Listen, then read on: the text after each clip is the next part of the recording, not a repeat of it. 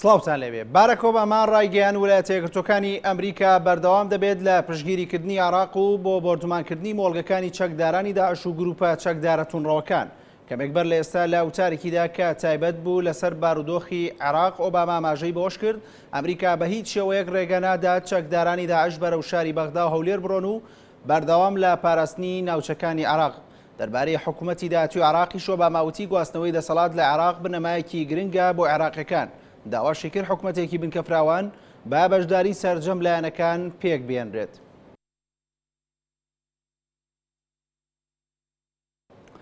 وەزیری دەرەوەی نەرویج پاڵپشتی و پشتگیری حکوومەت و گەلەکەی بۆ کوردستان لە شەڕی چەکدارانی داعش و گروپە چەکدارە تونڕەوەکان پیشاندا.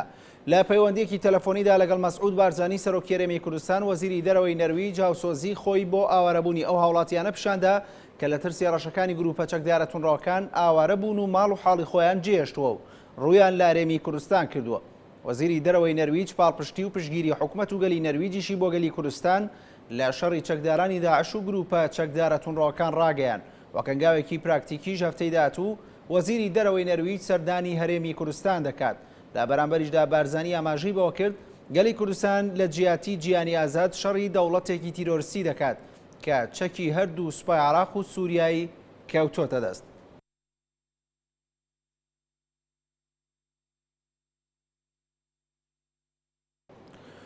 فڕۆکە جەنگیەکان بە چڕی مۆڵگەی چەکدارانی داعشیان لە ناحەی جەلەولا بۆردومان کرد و یەکەم کاروانی هاوکاری سەربازی ئێرانیش گەیشتە هێزەکانی پێشمەرگە لە سنووری گەرمیان لە قەزای خورماتوش ناوبەناو شەڕ ڕوودەدات. لە مێحوەری ناوەڕانیش کە دەکەوێتە سەر ڕێگای شێخان مووسڵ هێزەکانی پێشمەرگە 5 گوندی دیکەیان کۆنتڕۆڵ کردوێتەوە و 12 کیلۆمەتریش پێشڕەویان کردووە.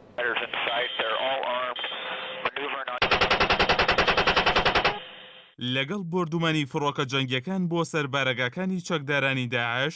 وردە بەشێک لە شارەکانی هەرێمی کوردستان مەترسی هێرشی گروپە چەکدارە توندڕەوەکانیان لەسەر کەم بووەوە. حاڵی حازریش ناوبەناو لە ناوچە سنووریەکانی هەرێم شەڕ و پێکدادان لە نێوان هێزەکانی پێشمەرگە و چەکدارانی داعش ڕوو دەدات. لە قۆڵی جەلەولا پاش کشانەوەی هێزەکانی پێشمەرگە لەو ناحەیە و کۆنتڕۆڵکردنی لەلایەن چەکدارانی داعشەوە تا ڕادەیەک مەترسی بۆ سەردانیشتوانی شاری کەلار و قەزای خانەقین دروست کرد. وردەش دانیشتوانی ناحەی جەلەولا ڕوویان لە ناوچەکانی سنووری گەرمیان کرد. پاش کۆنتڕۆڵکردنی لەلایەن چەکدارانی داعشەوە لە ئێستادا ناوبەناو شەڕ لەو ناوچەیە ڕوو دەدات. بەڵام تا ئێستا هێزەکانی پێشمەرگە هیچ پێشڕەوەیەکیان نەکردووە. فڕۆکە جەنگیەکانیش بەردەوامن لە بۆردومانکردنی مۆڵگەکانی چەکدارانی داعش لە ناو ناحەی جەلەولا. بەردومانەکان بە چڕی گەڕەکەکانی وەحدە و جەماهیر و تەجنیدی گرتووەتەوە و چاوەڕوانیش دەکرێت زیانێکی گەورەی بە مۆڵگەکانی چەکدارانی داعش گەیاند بێت لە ناحەی جەلەولا. دەربارەی هاوکاریە سەربازیەکانیش ئاژانسی ئەنادۆڵی تورکیا بڵاوی کردوتەوە کۆماری ئیسلامی ئێران هاوکاری سەربازی هەرێم دەکات و یەکەم کاروانی چەکی شیڕەوانەی هێزەکانی پێشمەرگە کردووە لە سنووری جەلەولا.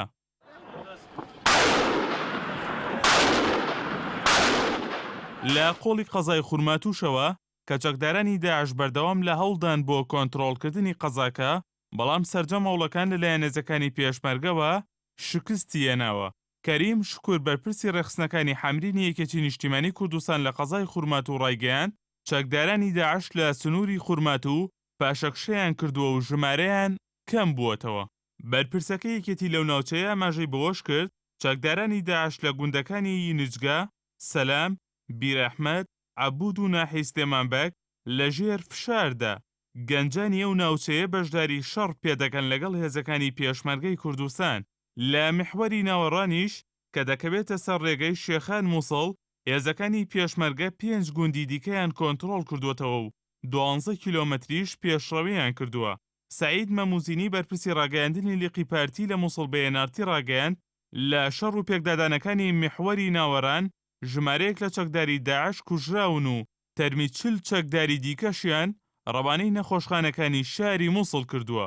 دەربارەی کۆنتڕۆڵکردنی بەنداوی و مووسڵیش فەرماندەی ناوەندی هێزەکانی سوپای ئەمریکا لە ڕاگەیەنراوێکدا بڵاوی کردەوە 14 هێرشی ئاسمانیان لە ڕێگەی فرۆکەی بێفڕۆکەوانەوە کردوتە سەر مۆڵگەکانی چەکدارانی داعش لە نزیک بەنداوی مووسڵ. لە ئەنجامیشدا 10 زری پۆش و 7 ئۆتۆمبیلی جۆری هەمەر و 2 زری پۆشی سەربازی و خاڵێکی پشکنینی چەکدارانی داعشیان تێکشکاندووە.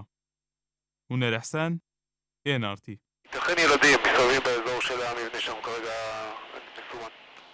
بەڵام بەڕێزان ئێستاش بۆ زانیاری زیاتر لەسەر دوایین گۆڕانکاریەکان دەچینە لای پەیامنێرانمان. سیپان ئەمەدی لە شاری دۆ، کەروەها دیار جەمال لە کفری. سەرەتا دەچینە لای سیپان. سیپان شاری دۆگە و شارێکە زۆرترین ئاوارە ڕووی تێکردووە. ئایا هیچ کاریگەریەکیان لەسەر ڕێژەی بێکاری لە شارەکەدا دروست نەکردووە؟ دەم باش وەکتە ئاماژە پێکردی هەژمارە زۆرە ئاواران ڕۆل پارێزگەها دووهۆکێکی سەرای هەبوونا پەنابەرێن ڕۆژ ئاوا لە هەرێما کوردستانی و بەتایبەت لە پارێزگەها دووهۆکێک و پارێزگەها دووهۆکێ خودی ئامەزنترین کەمپە ئەوان پەنابەرانە. وەکو تا ئاماژە پێکردی زۆربوونە ئەوان ئاوارانژی بووە هۆکاراوێت چەندێک و لە زۆربەیە جان لە زۆربەیە باڵاخانە دناوە خاندنگەهاندا ئەف ئاوارە بهێن بنەجێکردن. تەوەرە ئیشەک و دەڕۆماڵە ئیشەدا مەدوێت باس لەسەر بێت چەندی بکەن پەیڕەوبوونا بنەمایان مافی مرۆڤیە لە جەم ئەوان ئاوارەیان هەروەها ڕێکخراوین بیاوێت تایبەت بە مافی مرۆڤی بە پەرلەمانی کوردستان لیژنە مافی مرۆڤ هەیە نەهات چەند کاریاوێت چەندێ بکرێت ji بۆ بنەمایان مافی مرۆڤ لە جەم وان ئاوارە بێن جێبەجێکردن. دەڕۆماڵە ئیشەدا گەلمەدا زوزان سادق دەڕوانیشێ ئەنداما پەرلەمانی کوردستانê و ئەنداما لیژنە مافی مرۆڤی گەلمەدا. شەف باش زوزان خان و ئەم ژێ پرسیارێ دەست پێ بکەین ڕەوشە ئاواران دەڕۆماڵێدا سەردانی تۆدا بووان هەیەن هاتە ڕەوشە ئاوار بچەوادیت. شەڤها باشتر بیتن جبركو ام في فتريان بيجنان في مايدا تندك بارو دوخين نگونجا دا بورينا وت ميانا سردان المدا وكل جنا ما في مرو في هر چندكو امت پشويا برلماني دانجي له هر شروجا اكي حتى كو افروكا ما سردان بردوان بو وان جهن آوره لكرينا وما صحا بارو دوخين وانا كرينا کو ام پتر نزیکی وی چنده ببین کو بزانین کانه او چه دوغ دانه یان ام چه بشین هاری کاریوانا بکین لی اتمیانا وی چنده دا بومدیار بو کو بارو دوغ نزورد باشن شناحیا صحی و گلک باشنینن شناحیا تندرستیا ام بجین درونی ود باشنینن ناحیا ام بجین بدویاتین جیان ند باشن دابین کرنا جهی حتی نو که بریارک و 11 کمپو به ندانه لی از باور دامک و همینه هاتی نجیبه جی کرنه چون که بارودوخه که یکود بیجنی مفاجئ پیدا بو که توقع وی یکود بیجن هجماره هنده زورا پنابرا نکر یکو یعنی امنا بیجن پنابرن چون که خلکی مبخونه برایت مبخونه لی باجر دهو که باجره که بچی که احتمال استیعاب هجماره که یا هنده مازن کو پترش میلیونک آوارا وگاوه نوکاب خوبت گیریتن یان اف کمیا هنده مازن احتمال هر مالکا دهو که نوکا آواره که برد کویدن ف سردانت مدا کو ما بو چند وان خیوتگه ها یان وان کمپا کرینه اوید بهاتی ندانانه لی ام جوارینه کو مرین ما یتو طبعا نویسینه ما ام بيجين او كيما سيما نويسينا كو اگر هاتو برلمان رنش تخاري ام تويري دا ماجا فكرين استوديكا چيا اگر تا بسيارة كبيتان ئەوان وەک پەرلەمانتاران چیان کردووە بۆ ئاوارەکان و پلانی پەرلەمان چییە بۆی هاوکاری زیاتری ئاوارەکان بکرێت؟ بله و بسیارت کتن وکی پارلمانتار پلان و چه جبو پتر باشتر کن جیانو هر وها وقت تایبت کول هند لیجنه هات اینا پیکینه کو دیفچونه اوان آوارا کن و راپورت خو پیشیجی پارلمانی بکن هیان ها پلان و چه و هنچی پیش بینید کن کو جبو جیانه کا باشتر جبو وان آوارا بله بري اس هقول من برسبة بسيارات بدم اليازداي في هيفي لجنة مافي مروفي ولجنة يا كمالجها مدني تقال لجنة جنان السروكات يا قال سروكات يا برلمان كردستان رنشنا خارج بخامات دز وإنان وكم كرنو خرفكنا دوكيومنتان تش دوكيومنتن يعني فيديو بنيان وينابن السر في كيسة بهندكو بيشكشي محكمة جنايات يا عراق جيب ويا نيف دولتي جيب كان بونا صندنا في كيسة كجينوسايد دیسان ما ویلجنه ما هکود بجن همه هنگیات گل هندک ریخراون جهانی کری به هندک و هاری کاریو مبکن چون که وانا خبره پتره هی یان او هندک کسی بسپور و تایبت مندن تبواره وان کیسا دال محکمە جیناتن نیف دەولەتی وەکی ڕێکخراوە ئەکسیۆم و ڕێکخراوەکە لەسەر ئاستی جیهانیە بەرنیاسە.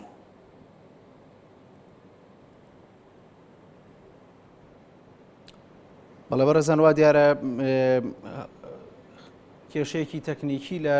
پەیوەندیمان لەگەڵ سیپان بۆ دروست بوو. ئێستاش دەچینە لای پەیامنێرمان دیار جەمال لە کفری. ئەگەر ئامادە بێت دیار گوێت لە منە؟ بەڵێ دیار ئێستا کە تۆ لە کفریت و ئەکرێەوە بە بینەرانی ئەنارتی بگەێنی کە ئایا بارودۆخی کفری و سلێمانبەگ و دووس خڕمات و لە ئێستادا چۆنە؟ بەڵێ دیارە ڕەوشی ئەمنی دووسخورمات و بە شێوەیەکی گشتی لە ئێستادا ئارامی بەخۆی بینیوە بە تایبەتی لە ئێوارەی ئەمڕۆ، بەڵام ناحەی سلێمانباگ و دەوروبەری فڕۆکە جەنگیەکان بە بەردەوامی بەسەر ئاسمانی ناحەی سلێمانباگ وەکو لە گەشتی ڕابردوو ئاماژەمان پێدا دەسوڕێنەوە بە مەبەستی بردومانکردنی مۆڵگەکانی ئەو چەکدارانەی کە ماوەی زیاتر لە 68 ڕۆژە کە ناحەی سلێمانبەگیان کۆنتترۆل کردووە و هەروەها ناحەی ئامرلی گوندەکانی دەوروبەری ناحەی ئامرلی کە بە هەمان شێوە بەدەستی چەکدارانی داعشەوەیە. ئەمێ ئاماژە بۆ بکەم کە ڕەوشی ئەمنی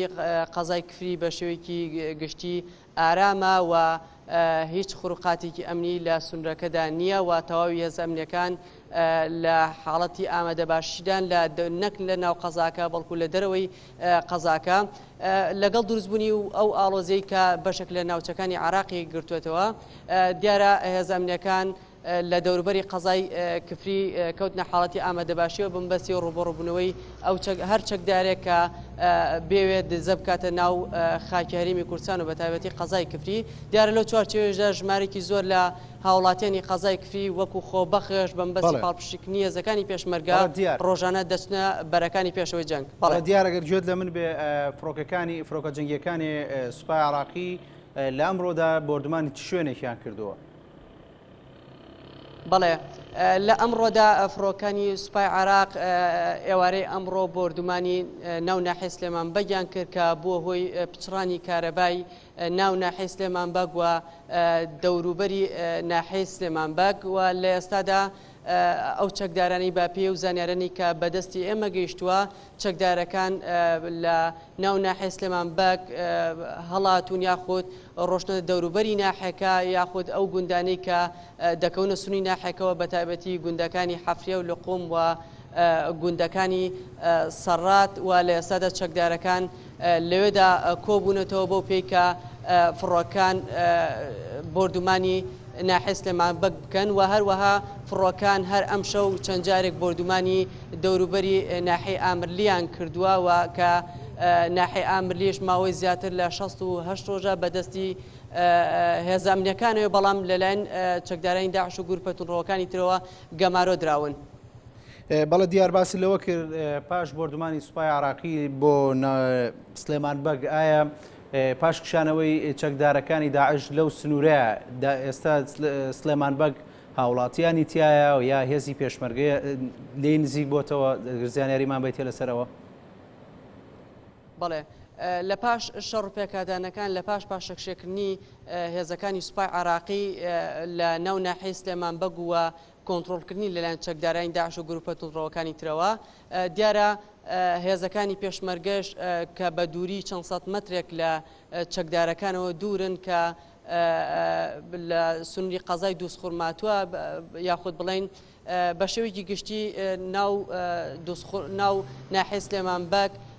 بە پێ و زانیارانی کە بەدەستی ئێمە گەیشتووە هاوڵاتیان لە بارودۆخێکی نالەباردان کە بەو پێیکە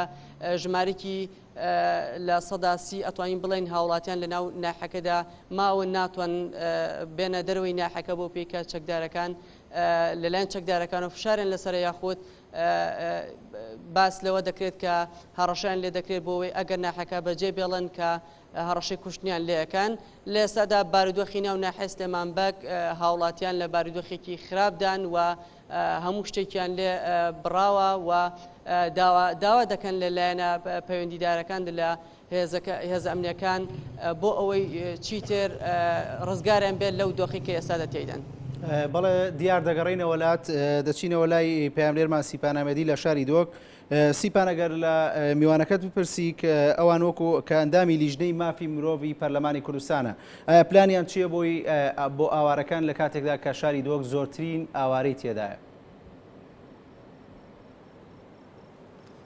بەڵێ ئەمەوەی پرسیارەیە شتە بکەین مامۆستا وەکو ئەندام مافی مرۆڤ سەردانکردنێت وەدا بۆوان ئاواران هین چ بین چ پێتوی ئەبرکەش بووان ئاوارە بهێدەکن کۆ بنەماین مافی مرۆڤی جامان بهێن جێبەجێکردن.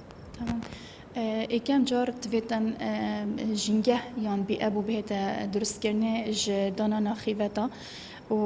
yan kabîne bin xîvet bin ya duê dabînkirina mustelzematê paqişkirinê çunke em teweqqa karaseteka sehî dikeyn yan ya tenduristî dikeyn eger mesailê sehî da nehêne parastinê ya dîtirê peydakirina ya pêdiviyatiyên em bêjin xwarin û vexwarinên saxlem bu hindê ku jiyana xwe ya adî rêve bibin ta ku ev barodoxe bi ser da يعني بسر مهمية داد شتاخاري وجي درد كافين زيدا باري هندكو بدفية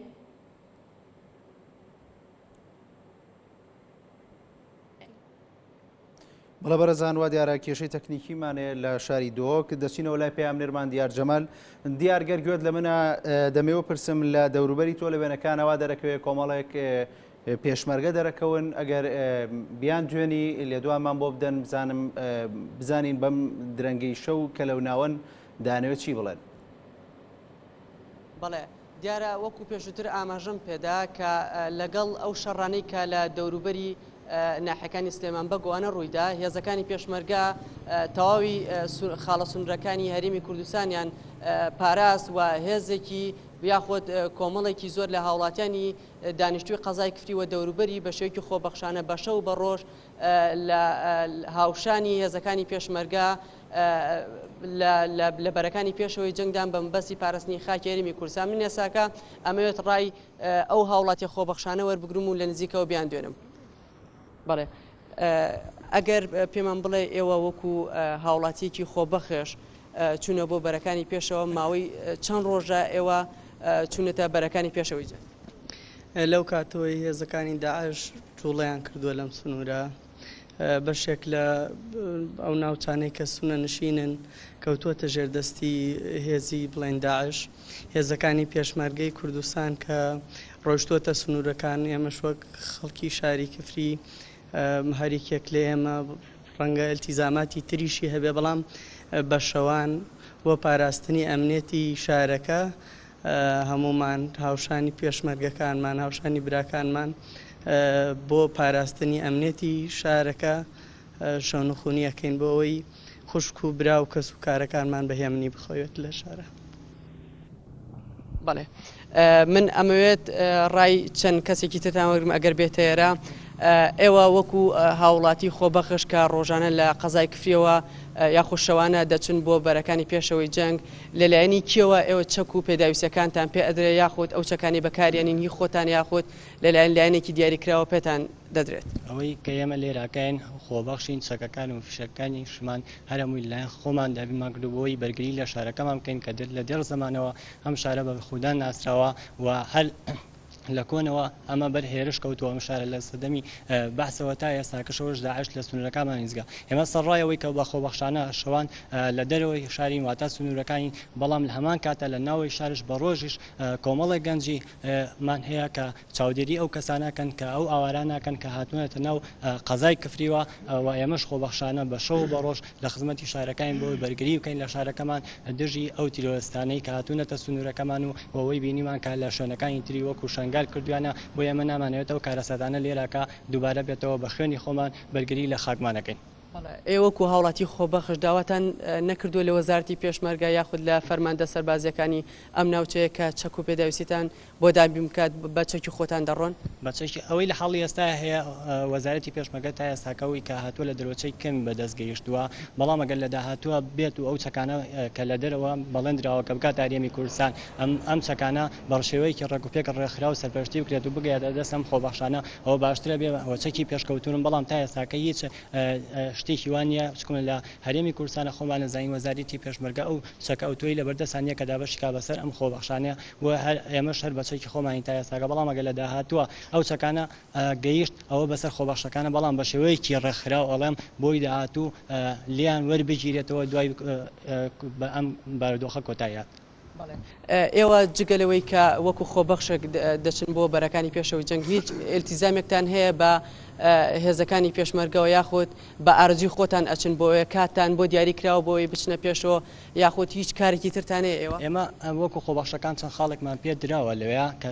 بەڵام لەلایەن وەزارەتی پێشمەرگەوە سەرپەرشتیەکرێ چکم خاڵانە گەبێت و لە لایەن وەزارەتی پێشمەرگەوە هەماهەنگی نەبێ ئەوە هەر کەسە لەو بەرایانەیە بێ ئەوە کارەساتی لێکەوێتەوە بۆ ئەمانە لایەن فەرماندەکانی ئەو سنوورانەوە سەرپەرشتیەکرێەوە لایەنەوەی ئەو کەسانی کە بۆ خاڵانە دایانن کە ئێمەی تایە. منوێ ڕای چەند کەسێکی تر وەربگرم دیارە ئێوە کە وەکو خۆبەخش ڕۆژانە لە قەزای کفری و ئەچن بۆ بەرەکانی پێشەوەی جەنگ جگەلەوەی کە بە شەوانە کە لە بەرەکانی پێشەوەی جەنگن ئایا هیچ ئیش و کارێکی ترتان هەیە جگەلەوەی کە بژێوی ڕۆژانی خۆتانی پێدابین کە ئایا ئەمە نەبووەتە گرفت بۆەوەی لەسەر ژیان گرفت بۆ ژیانتان دروست بکات؟ خۆی یعنی بەس ئەوکو گرفت نییە ئێمە بڵێ من کابراایکی کاسم و ڕۆژ ئیشەکەم بۆ شەوانە دەرەچم لە خۆبەخشەکانی شاری کفری ئەم شارە خۆڕاگرا دەرەچین بۆ کەبین چی بۆ ناو شار چی دەرەوەی شار چونکە ئێمە هاو سنوورین لەگەڵ سنە مەزەبەکانی ئەم ناوی لە ئەلبوغەنام و ئەرجان و تەلەقار و ساری گۆل و مەهدی ساڵح و سڵێمان بەگو ئەوان هەمویان ئێمە ئەیان ناسین و چیان هەیە چی کەس و کاریان هەیە کشان هەان لە کفریا و یعنی بەعام ئەو مەتقەی لە ئاناسن ئەم کفری شار کفری شارێکی خۆڕاگرە شارێکی کە توانی 45 دەبابە لە کفری لە سەرقڵا بسوێنێت بە حیاتی داعش ناتوانێت تخون ئەم شارە بکەوێت ئێمەوە تاکو و ئاخر دڵۆپی خوێنی خۆمانە بەخشین بۆ لە پێناو کورد و کوردستان چونکە ئەم شەڕەکەوا ئێستا داعش پێمانەیە گەڕە شەڕ خاکە نیشتیمانە شەرەفە ناموسە ئەو شەڕێمانە پێ ئەگەڕێت بە حیاتی ملت کوردیش ئاوایە گرتو نەبووە وەکو ئەم سەفەر هیوای سەرکەوتن بۆ گەلەکەمانە خوازم و هیوای سەرکەوتن بۆ سەرکردەکان یعنی یەک دەنگ بن یەک ڕنگ بن جیاوازی لەبین ئەم و ئەو حزب و ئەو حزبە نەوێت فەرمووسە ئێمەکەوە هان لێرانە یعنی وەستاوین یەکێتیمانتیایە پارتیمانتیایە گۆڕانمانتیایە شوعیمانتیایە یەک گرتومانتیایە کۆمەڵمانتیایە هەمووی بوویەتە بازنگە یەک بازنگە دیفاع لە کفریەکە جیاوازی هیچ حزبێک نییە لە بینمان ان شاء الله. چیا من دەگەڕێم بۆ لای تۆ دیارە ئەگەر پرسیارێکتە بێت زیاتر ئارەسەی ئەو خۆبەخشانەی بکەمەوە. بەڵە دیار لەگەڵمان بمێنەرەوە دەچینەوە لای پێامرێرمان سیپان ئەمەدی لە دۆک سیپان ئەگەر لە میوانەکەت بپرسیوان وەک لیژنەی مافی مرۆڤ لە پەرلەمان چی پلانێکیان هەیە بۆ هاوکاریکردنی ئاوارەکان؟ بەڵێ ئەوەسەمووی پرسیارە دەست پێ بکەینەوە هینگۆی لیژنە مافی مرۆڤ لە پەرلەمانی کوردستانی ئەڤروکە و سەردانێت وانکردنەوە دیتینە ئەڤروکە بە تایبەش لاینە تەندروستی بە ساخلەمی بەم بەحەز بکەین و ڕەوشە ساخلەمی لە جەموان چاوادی پشتی طبعا پیدا بوون وان بارودۆخێت کو نەچاوەڕێگیری و ئەو بارودۆخێن ئابووریان کوردستانەوە چەند هەیڤەت تێداد بوریتن وەزارەتە صحی ئەزباردگەم و ڕێبەبەریە گشتیە سەخلەمیە دووکێ بخۆشی یعنی ئەو کەمیە ئەم بژین دەرمانە و نوژدارە و پەرستارە ئەوێت هەین احتیمالەت هێرا باشێ ڕێبتنێنە یان کەمیەکە یا دەست نیشانکریەک و ئەو بارودۆخە سەردەهاتیش قابلیت و طاقەتەوەژی ماسترە از حسكم كو بريكا ام بيجين وزارات بريكا ريبريان گشتي سخلانيه كو دعوه بو وان ريك خراوين جهانيين تندرستي بهنا هناردنه وكو او يارمتي هاريكاريا وانا بگنت چاره سرکرنو و دانا یا ان ام بيجين دا بينكرنا درمانا دا و هر واسه كو تيمين سخلاميه يعني ام بيجين بنگهين سخلاميين دمكي اتنافخي ودگه دا بهنا دانانه اف بنگه همی بيجين بيدفياتين تندرستي تدابن هرش بشكلينا هرش درمانا هرش اف تشتيل بيد في استخلامية دا كاتشنا بهنا كينه چون كاميرو توقع بكاتن او 7-8 روزا ماينه التشاي بريندارت نافدا بوينه برينت وانا احتمال التهابات گرتينه فيروسات هي ميكروبات هي كاتشنا او كسي خارن و خارن و شيشتن و شيشتن امرو توقع بكاتن كو كارسات كو صحي پیدا ببيتن وججبري كو پیدا ببيتن تبيتن بشكلينا وانا بهدا كينه شتاي تندرستي روشه جنان بكين روشه جنان تا چاديت وكو ديار كون جوان جن دوغيان ديال جن نخوش گەلدامینە چەندی ڕۆژە بە پیا هاتینە ڕەوشە ژنا چاوە. طبعا وكبارين كم إشارات بدايكو جن بارودوخ توي الداروني جلكت يد خرابون وكيتا قوتي جلك شوانا دقيان بون احتمالا جلك شوانا بريكي دا بتشي كده بون احتمالا هندكا يتمرينكو ام بيجن شبيت فياتيات صحينا بوينا بو او بيت فياتين ابروكال نخوش خانا بود هنا كرنه وانا نبوينا ف ام داخازت کن کو اکم جاری خرابن جنان گل ام بیشن دزگهن ما یت تندرستی چیت درونی بن چیت سخلمی بن اهتمامك زور بدنه چونکه دای کماکا یا جیانه. بله اما بسیاره بکن بحث تکرارن و گلک جراجی بالا دبا کو بازرگانی بجنن ازدی ته کرن. آیا وکی گلیج نه ما فهمروی و چند بدار چون بو چندی کریه کو بزن راستیا وی بابتی چایا. تا کنو کم چه ام بیشین دکیومنت یان چه آمارن درست نینن بردست مدانینن کام بزانی کانی چند جنبرینه یان چارا نویسی وان چلی هاتیتنی ام جی هنده جارا گلید بین شندک حوال و برادر آوانا لی ما همه هنگید گل هندک لاغانا کرینه بریکن اکوان بیشین ین تایبت کو ما جوان داناینه ام بچین ام بین و خلقا ببینین اوید که چیتوانا برین اوید مثلا جنیتوانا و بیکتوانا برین چون که گلک چی روک بومت هنه گوتنی ام حس کن یعنی دی دو چونه کل سر وی بابتی بکن بزانی کان راستیا موضوعی چیه چون که اوید بوما گوتی اود گلت آخون یعنی زانن جه ویل کیره رجانه احتمال معلومات دنه مدوید ام تأکید و موضوعی بکن هاتو جبوا تأکید و هین گلانی دیت امنی پیشمرگانه پلیسم شوی کی گشتی چند کارگیل سروی چندی که فشار اخنسان کو بزیتنی دم ابجن نبهن قرطال کردن ام ده همین رکت خویت یا صایب کار اینی با هنده کو بهنا قرطال کرنه و بهنا هکو بیجن آزاد کرن لی وکی دیمین تل سر لاینن اوین ام ده گرینن یان ام ده چواشین کو تأکید کن کو اف جنال کیوانه یعنی جه درست نکو هنده جربی سجی بهنا دانانه با هنده کو خاپاندن اکتدا بیتنیان یعنی تویتن موضوعش همیلا انا و بهتا تأکید کنه پاشی که او پینگا و هنده بهتا هاوتنه و از بار دام حکومت هرما کردستان پارلمان کردستان خمساریت وی بابتی دانا کردن چون که او جنید هاتینا برنه همی هکود بیجن شرف و کرامت و مهمیه یعنی چه فرقا جنک ازدی و جنک بسلمانی نوانا بری یعنی او تشویه او هکود بیجن خرابیه دایره اسلام مخابن یعنی اسلام نبوی شیوه او وانا دایر دیار کردن چجورا نویای جن تپاسر ببیتن یا جن ببیت عبد یا جن بهت فروتنه یعنی او همی دجی هاتینا کردن یعنی او بسری ازدی هاتی یا بسری یا کریستیان هاتی بار که هر ام شعور کن که هر بسری ما هاتی بله هنگ رول پارلمانی چاد بینی برانبر او دو سجده جلیج نامافری وک رول پارلمانی بشوی که گشتی برانبر آورا بون آوان هاری کاری کردن آوان در خستن آوان لیج ناجبوی که دیفچونه که سربار دو خبان بکن بله طبعا هر شروع که پارلمان و سروکات یا پارلمانی و که برین که میگویی امت پشویا یا پارلمانی دابوینه لی هر شوی رجایی که حتی وگو سروکات یا پارلمانی دیگر هفت لجنه راسپار دکری کو لجنه مافی مرویه جنانه کمالگه مدنیه پیشمرگه آسایشه ساخلمیه دیگر هندک لجنه دیتر ید کو ام بشینه کو پیگ و دیفچون السروان بابتا بکین همی کتینا کاریش بلی اندامندین پارلمانی بخوب خوجی یعنی کس المال خونر نشتی خاره نکو الا اوت ویل نه همی پیگ و وکی میشه وینی کتینا شولی بهنده کو همی پیگ و خم خور و خم هلگیرن وی بابتی بین سروکاتیا پارلمان کردستان روجت اولی دا سردانا ما سردانا شیخان کر و پشتینگه هم هاتینا دهو که الویر سروک پارلمانی دگل جگیر سروکی دگل اندام پارلمانی اوید پارزگه ها دهو که همی خربون دگل لجنا مافی جنان و مافی آفرتان پشتی که روژا بری هنگه وان هر دو لجنا سردانا آوارا کربو بر خدای کو بارو دوخ جنا و زارو کن گله که بسرو برش بر هنده الدیف راس پارده و یان ام بیشین پیشنیا روان هر دو لجنا داخازش سرو که پارلمانی ها تکینه کو کوش مکه یه پاره بهت دست نشان کردن بو کرینا پیدویاتین آفرد و زارو کن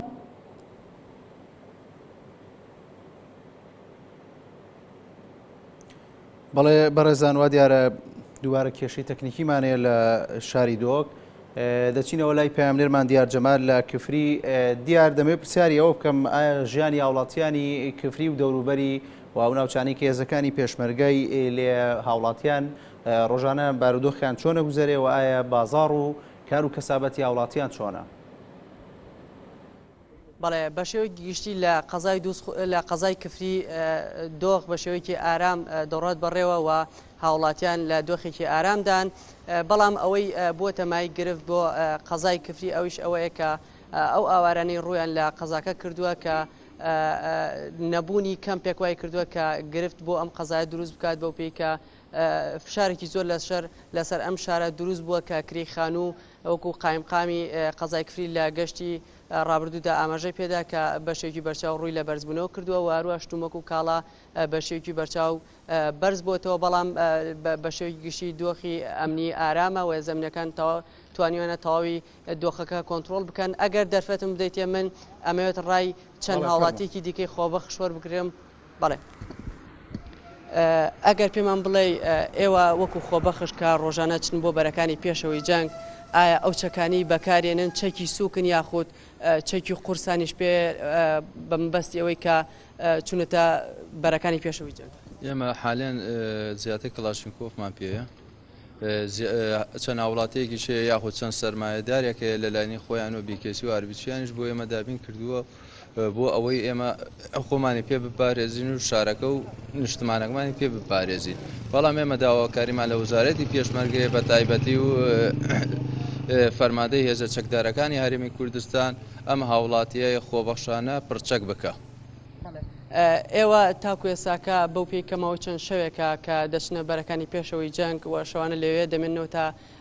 بەیانیان هیچ ڕوبەڕووبنەوەیەک لە نێوان ئێوە و چەکدارەکاندا ڕوویداوە؟ ڕوبەڕووبنەوە ڕوویداوە بەڵام هینە هێزی فریاکەوتنمان لەگەڵایە ئەوان لە پێشەوەی ئێمە بوونە ئێمە هاوسەنگەری ئەوانین بە هەموو شێوەیەک. هێزەکانی پێشمەرگە کە لەگەڵتانن هیچ ڕێنمایەکتان پێدەن لە کاتی شەڕەکان ئەو شەڕانەی کە یاخود باسی هەر هێرشە بکرێت کە بکرێتە سەر ڕێگاکان یاخود ئەو سونرانەی کە دەکەوێنە دەوروبەری قەزای کفریەوە؟ بەڵێ ئەوان ڕێنمایمان پێدەن و تەنسیقێکیشێ لە بینی ئێمە لە کاتی بۆ ئەگەری هەر ڕوبەڕبوونەوەیەک تا ئێمەی خۆبەخش و لەگەڵ هێزە نیزامیەکانە ئاگداری یەکتر بین. دەست خۆش بێ منەمەوێت ڕای کەسێکی دیکەتان وەربگرم ئەگەر بکرێت فەرموو ئەگەر پێمان بڵێ ئێوە کە لە قەزای کفری و ڕۆژانە چون بۆ بەرەکانی پێشەوەی جەنگ ژمارەتان چەندێکە یاخود هەر باستەوە کرێت کە ژمارەی زۆرە بەڵام ئەگەر بکرێت بە عەدەد پێمان بڵێ هیچ ئامارە شتێکتان لە بەردەسا هەیە؟ بەڵێ ئێمە ژمارەی خۆبەخش تقریبان 200-300 نەفەرەوێ لە کفریوە دەرەچێت ئێواران بۆ کەمینە ڕوون بۆ پارێزگای لە شاری کفری و لە برای پێشمەرگەکان لە برای پۆلیسمان هەیە لەورە و فریاکەفتنمان هەیە لەورە ئێمە پارێزگای لەوانە ئەکەین ئێمە دواسانگەرمان لە دوای ئەوانوەیە نوختەمانیش هەیە شەوانە لە منطقەی قوڕیچایەوە لە ئیسلاماباد و هەتا نێزە کفری. بەڵێ دیار لەگەڵمان بێنەرەوە دیار لەگەڵمان بێنەرەوە دەچینەوە لای سیپان ئەگەر لە میوانەکەت بپرسی بە شێوەیەکی گشتی ژمارەی ئاوارەکان چەندە و ئایا حکومەت هێرەم چی کردو بۆی هاوکاری ئاوارەکان بکە؟ بەڵێ چیایی میێوانەمەک و دیگەلمادانە لە ئەسپی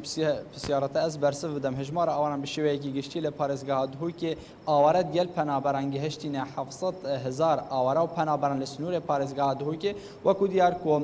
پەنابەرێن ڕۆژ ئاوادناوە کەمپا دۆمیس و کەمپاکە وەرگۆسکە و هەند کەمپێندی لە سنوورە پارێزگا هاتووکێ و هەرێما کوردستانی خۆجە بووینە لێ ئاوارێن شنگار و دەردوراوێ و زمار و دەردوراوێ هەدان و کە هیچ کەمپێک ji بووان نەهاتیە دەرسکەن بەلکو هەن جوان لە کەمپا پێشوازی هاتینە ئاکنجیکردن و ئەو کەمژی پێشتر بۆ ئاوارەیەن ڕۆژ ئاوا هات بۆ دەستکردن لێ دنەهادا پشتی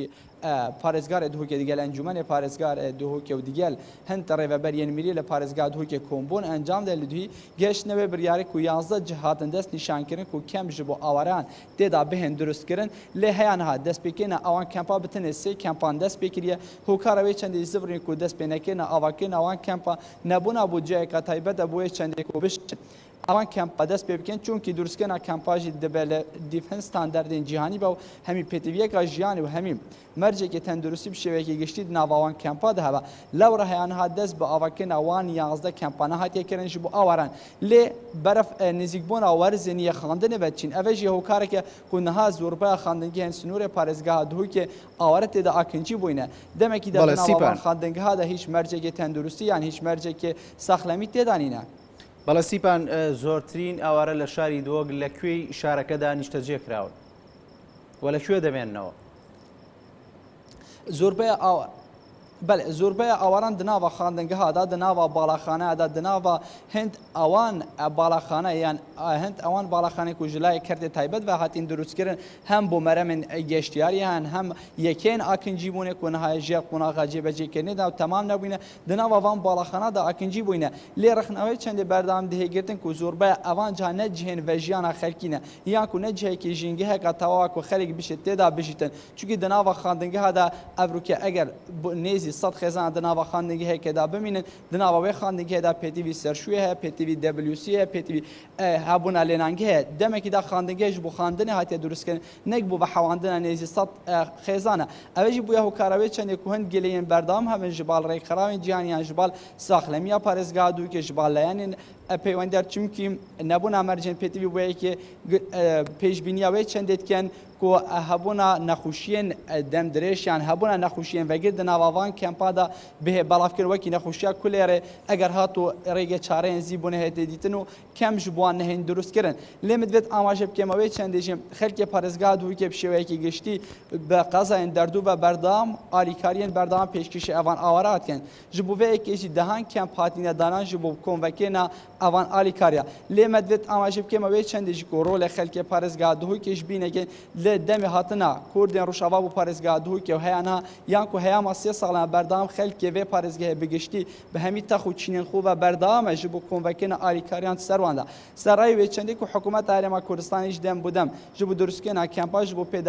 دابیکردنا پێداویستێندی بەردامە لە هەیەیان هاژی نەک حکوومەت نەکاریە هەمی پێداویستێنوان ئاوارا دابین بکرێت چونکە ئەو دەبێژن هاتنەوان هاتنەکە مفاجە بۆ هاتنەکە پێشبینی نەکردێک و بڤێ ڕەنگی ئاوارا ڕۆل هەرێما کوردستانی بکەن بە تایبەت پارێزگا دووکێژی و نێزیکترین پارێزگەر بووە ji بوان لەوڕا زۆربەیە ئەوان ئاوارە لە سنوورێ پارێزگا دووکێ و قەزایان دەردور کۆمڤە بووینەوە وەک من ئاماژە پێکردی و زۆربەی ئەوانش دناوە باڵاخانەیەن گشتیدانە بەڵێ سیپان ئامەدی پامێرمان لە شاری دۆک سوپاس بۆ بەشداری لەگەڵمان وە سوپاس بۆ میوانەکەت کە تا ئەم کاتە لەگەڵمان مایەوە بەڵە بەڕێزان دەچینەوە لای پامێرمان دیار جەمال لە کفری دیار وەک لە وێنەکانە بینیمان کۆمەڵێک ژمارەیەک خۆبەخش وەک چەکدار لە دەوروبەری تۆ بوون ئایا ئەم هاوڵاتیانە کە وەکو خۆبەخش تەنها لە شاری کفری هەن یاخود لە کفری و لە سلێمان بەگ و دووسخورمات و دەوروبەری لەو ناوچانەشا هەن بەڵێ دیارە ئەو خۆبەخشانەی کە لە قەزای کفری و ڕۆژانە دەچن بۆ بەرەکانی پێشەوەی جەنگ بە تایبەتی لەسەر ڕێگەی نێوان سلێمان بە کفری هەر هەمووی دانیشتوی قەزای کفری و گوندەکانی دەوروبەرێتی و بە هەمان شێوە لە زۆربەی قەزا و ناحیەکان بە تایبەتی لە هەڵەبجە چەمچەماڵ لە سلێمانی بە هەمان شێوە خەڵکێکی زۆر وەکو خۆبەخش ڕویان لە بەرەکانی پێشەوەی جەنگ کردو بە تایبەتی لە سنووری ناحی سلێمان باگ و هەروە قەزای دووسخورمات و ئەم خۆبەخشانەی کە لە ئێستادا کە بەشێکی کەمن لەو خۆبەخشانن کە ڕۆژانە چن بۆ بەرەکانی پێشەوەی جەنگ دیار دانیشتوی قەزای کفرین ئەگەر پرسیارێک تەبێ من ئاراستەی ئەو هاوڵاتیانەی بکەمەوە کە لێرن دیار دەمانەوێت زیاتر بیان دوێنی و بزانین چ شتێک گوای لێکردوون کە بە بەردەوامی وەک خۆبەخش هاوکاری هێزەکانی پێشمەرگە بکەن بەڵێ من ئەمەوێت بپرسم فەرمووە گەر بێت ئێرانە من ئەمەوێت بپرسم تۆ وەکو گەنجێکی خۆبەخش کە ڕۆژانە چیت بۆ بەرەکانی پێشەوەی جەنگ چی وای لێت کرد کە هاوکاری هێزەکانی پێشمەرگە بکە یاخۆت پاڵپشتی هێزەکانی پێشمەرگە بڵێ ئێمە هەستێکی نەتەوایەتی و نیشتیمانی بۆ ئەوەی ئەو کاتێک دێت وجم دەکاتە سەرێت ناپرسێکە تۆچی بەڵام تۆ دەڵێت تۆ کوردی بۆ ئەوەی پارێزگاری لە شەرەف و ناموس و نیشتیمان و خاکی خۆت بکەیت ئەو هەڵوێستەوات لێکا کە بچیت دەست خۆش بێ ئەگەر کەسێکی تر بێتە پێشەوە کاکرزگار ئەگەر فەرموون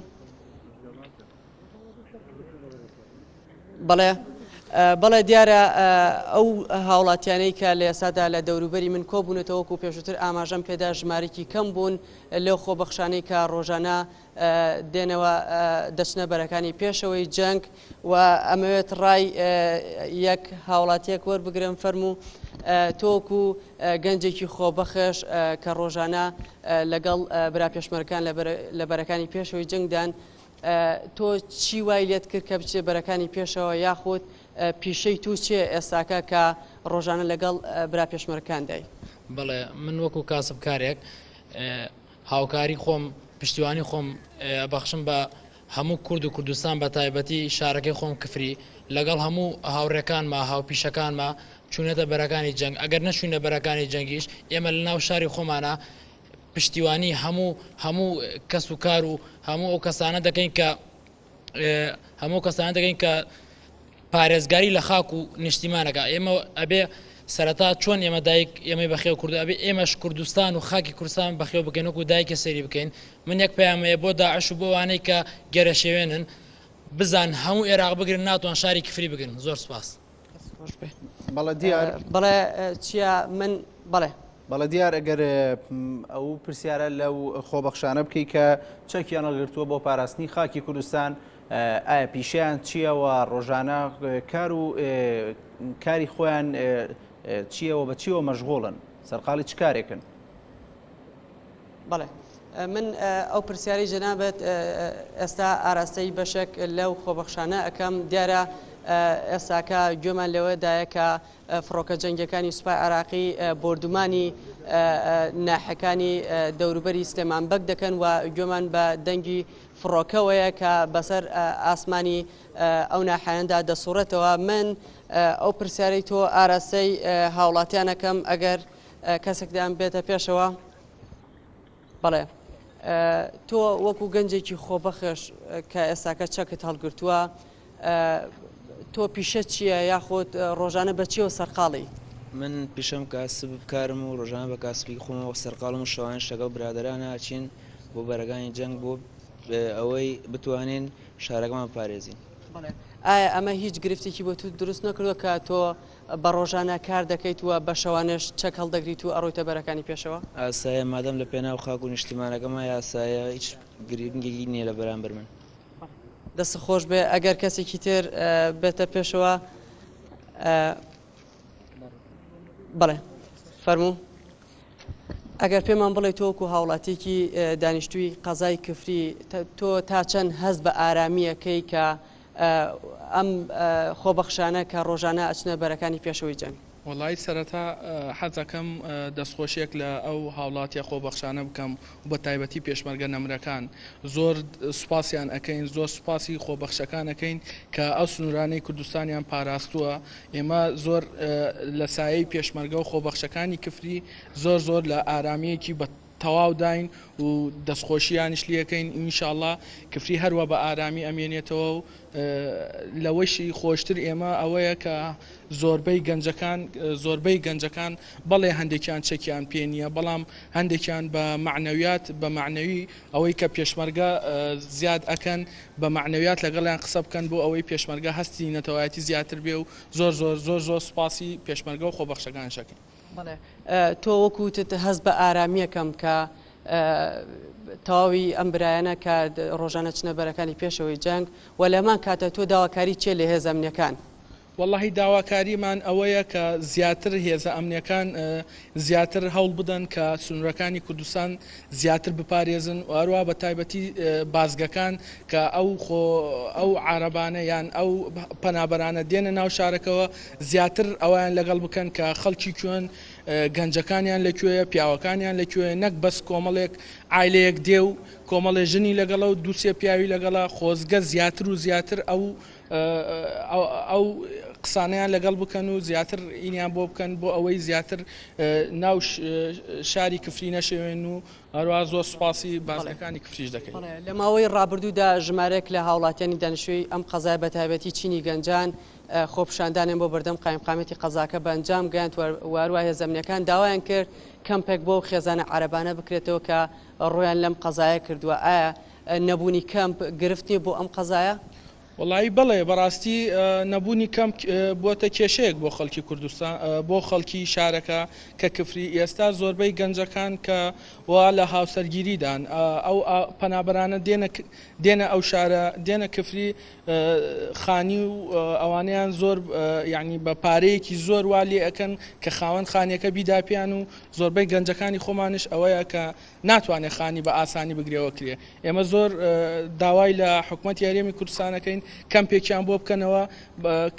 بەس کەمپەکەیان بۆ بکەنەوە ئێمە وەکو خەڵکی کفری خۆمان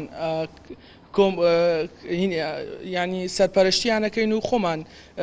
ئەو پێداویستیانی کە ئەیانەوێ بۆیان دابینەکەین ئێمە بەس داوا لە حکوومەت یاریەم کوردستانەکەین کە ئەو کەمپیان بۆ دیاری بکەن. چیە من گەڕێم بۆ لای تۆ دیارە ئەوە ڕای بەشێک لە گەنجانی یاخود خۆبەخشەکانی قەزای کفری بوو کە بە شەوانە دەچنە پێشەوە لەگەڵ هێزەکانی پێشمەرگە تا بەیانیان لە بەرەکانی پێشەوەن بەم بەسیەوەی کە ڕێگە نەدەن چەکدارانی داعش دزە بکەنە سنوورەکەیان ئەگەر پرسیارێک دەبێ ئاراستەی بەڵێ دیار جەمال پەیامنێرمان لە کفری سوپاس بۆ بەشداری دەگەڵمان بەڵە بەرەزانەوەی بینیتان ڕووماڵی بەردەوامی کەناڵی NRT بوو سەبارەت بە بارودۆخی ئێستای کوردستان و عێراق بەخواتان دەسپێرم خواتان لەگەڵ.